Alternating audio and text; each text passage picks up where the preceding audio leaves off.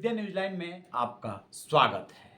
सबसे पहले आपसे एक रिक्वेस्ट कि यदि अभी तक आपने इस चैनल को सब्सक्राइब नहीं किया है तो इसे सब्सक्राइब कर लें और बेल आइकन को ऑन रखें ताकि नोटिफिकेशन मिलती रहे और हाँ, आपके कमेंट का इंतज़ार रहेगा।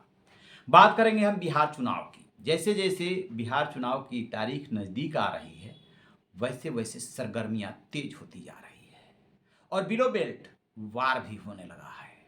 लेकिन सबसे ज़्यादा फॉर्म में जो नजर आ रहे हैं वो लालू के बड़े लाल तेज प्रताप यादव। बेशक पिता ने पार्टी और परिवार दोनों से निकाल दिया हो, लेकिन तेज प्रताप के तेवर नरम नहीं हो रहे हैं और जिस भाई को वो अर्जुन बताकर खुद को सारथी श्री कृष्ण कहा करते थे, उसका आज की डेट में वो नाम भी नहीं सुनना चाहते। यकीन नहीं हो रहा है तो जहानाबाद की कल की सभा को याद कर लीजिए और देख भी लीजिएगा तस्वीरों में कि वो एक सभा में बोल रहे होते हैं, तभी एक युवक उधर से नारा लगाता है, अब की बार तेजस्वी सरकार। इतना सुनते ही तेज प्रताप उखड़ गए, बोले फालतू बात मत करना, जो घमंड करता है वो कहीं का नहीं रहता है, और न जाने क्या क्या बोलते रहे। कहने का मतलब ये कि वो अलग चुनाव लड़ रहे हैं, उनका कार्यक्रम है, यहां पर तेजस्वी कहां से आ गए। एक बातचीत में उन्होंने ये भी माना था, मैं क्यों नहीं बन सकता मुख्यमंत्री।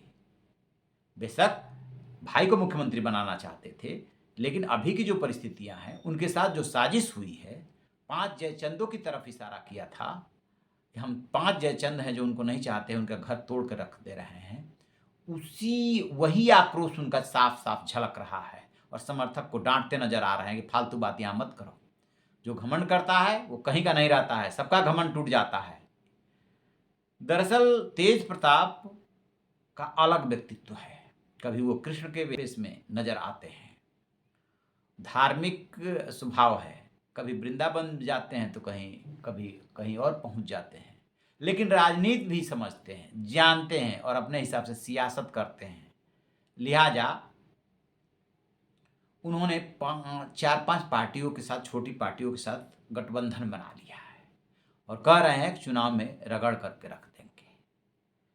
कहने का मतलब ये है कि लालू परिवार के अंदर ये जो झगड़ा शुरू हुआ है और तेज प्रताप के तेवर जिस तरीके से तीखे हो रहे हैं, यकीन मानिएगा चुनाव आते आते कुछ बड़ा होगा जरूर। क्योंकि जो एनडीए है, खास तौर से बीजेपी और जेडीयू, वो ऐसा कोई दांव चलना चाहेंगे जिससे कि लालू परिवार में झगड़ा और ज़्यादा बढ़ जाए।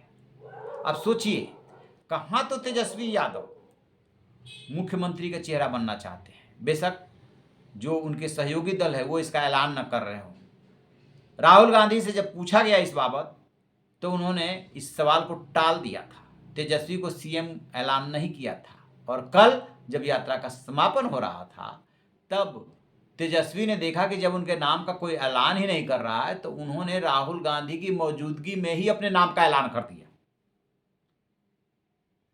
तो जो तेजस्वी बिहार का सीएम बनने के लिए इतने बेताब हैं, अब उनके सारथी जो अलग हो चुके हैं वो उन्हें सीएम के रूप में नहीं देखना चाहते। उनको अब वही बात बुरी लग रही है कि यहाँ पे फालतू नारा मत लगाओ, फालतू बात मत बोलो। यानी कि तेज प्रताप अब तेजस्वी का नाम भी नहीं सुनना चाहते। सीएम बनना तो बहुत दूर की बात है।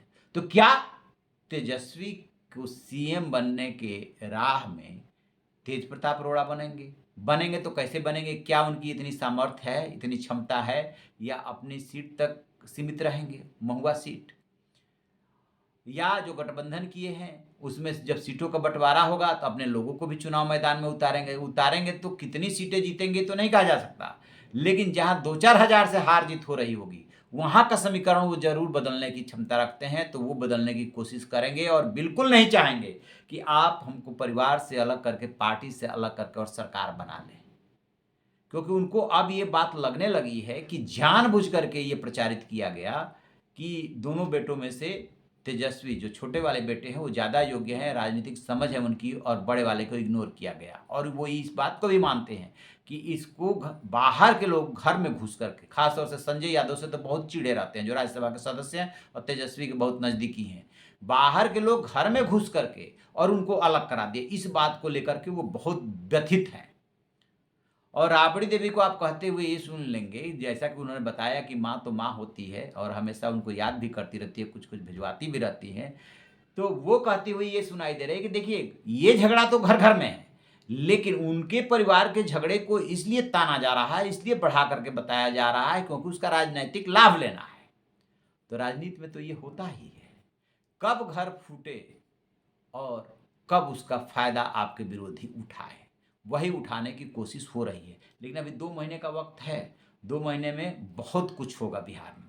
अभी जब राहुल गांधी और तेजस्वी और तमाम गठबंधन के नेता वोटर अधिकार यात्रा निकाल रहे थे, तो जो माहौल गरमाया, जिस तरीके से भीड़ उमड़ रही थी, उससे विपक्ष का एक इकोसिस्टम बना कि मजबूत स्थिति में है। इस बार जो है चुनाव जो है इतना आसान नहीं है।